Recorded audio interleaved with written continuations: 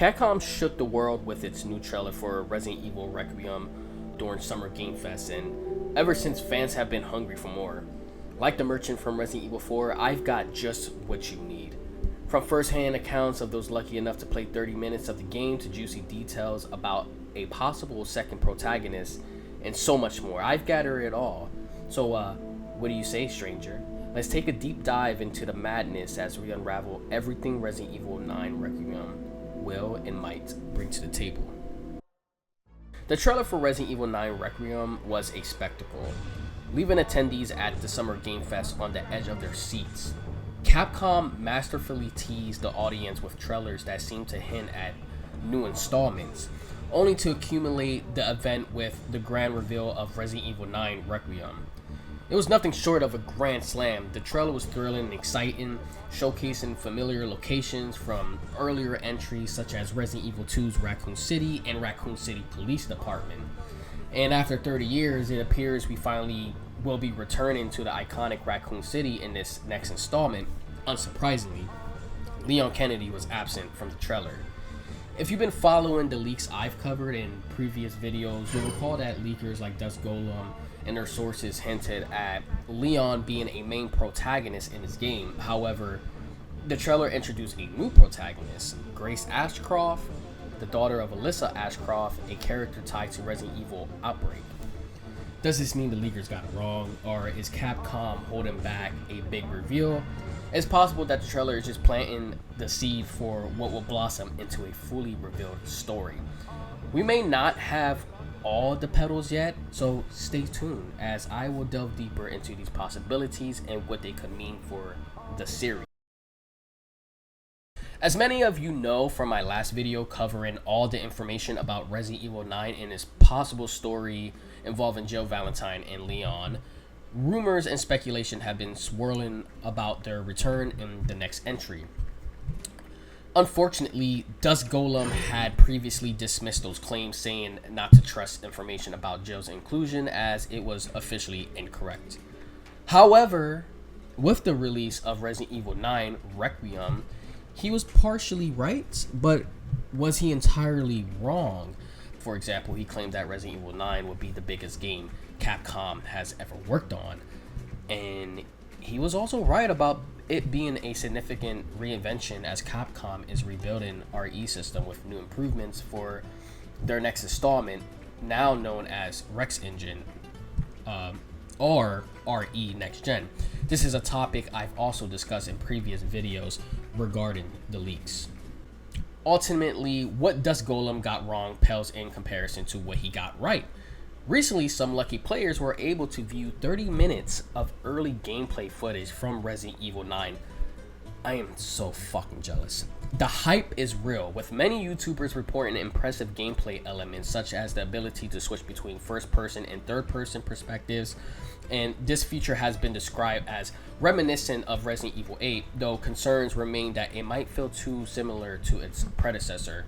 While Resident Evil 8 was enjoyable in third-person, for me, I felt that the transition felt clunky. Ethan's model appeared rushed, and the game world seemed primarily designed for a first-person perspective. Interestingly, during the gameplay demo, when the player entered the menu to switch third-person, a note stated that the game is meant to be played in first-person.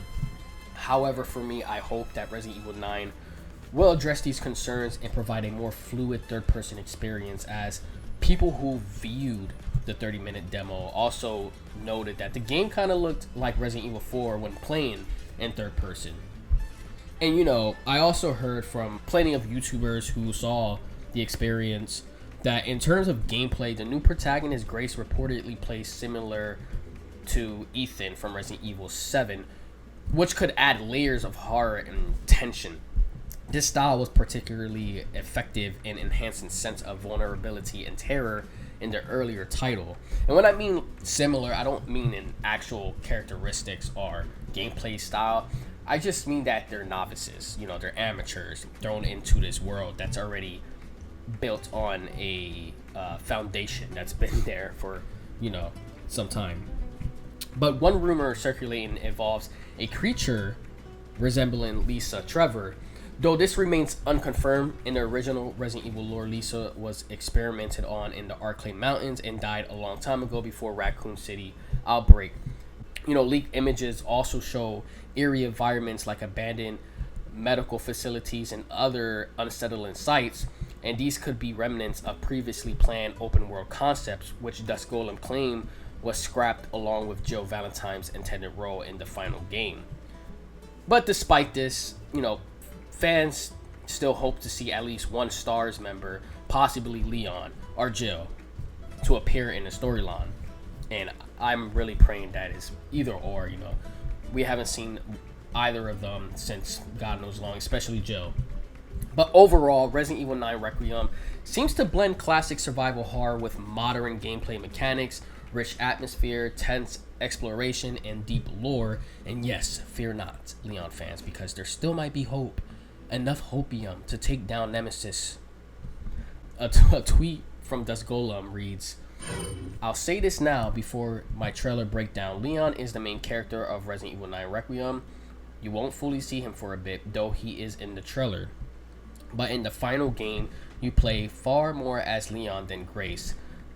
Become more obvious as marketing continues into the final game." I guess what Dust means is that you can hear other characters' voices in the trailer, which sounds like a slew of fan favorites such as Jill, Carlos, and more. How much of a role they actually play into the story will become more clear later. But having classic characters like Leon or Jill return for another game outside of Resident Evil 3 and 4 remakes just feels like we're leaving loose ends untied. These beloved characters are getting older, and I get why Capcom is doing what they're doing. They're introducing a new wave of characters for a new generation while redefining what horror means for the Resident Evil franchise. And honestly, I am all for it, but let's close the chapter for these iconic characters properly and open doors for new ones. That's all I'm saying. Oh, and don't forget, Capcom is revealing more gameplay footage alongside updates on their other games, including Resident Evil 9, on June 26th, so stay tuned. But what do you guys think? How do you feel about a new protagonist? Do you like the idea of switching third and first person on the go? Are you hype about the possibility of Leon returning? Let me know your thoughts in the comments, and don't forget to roundhouse kick that notification bell to send those ganados to bingo nights. Alright, sleepy gamers, lay down, count your sheep, catch those Z's, and go to sleep. I'll see you next time. Have a nice day.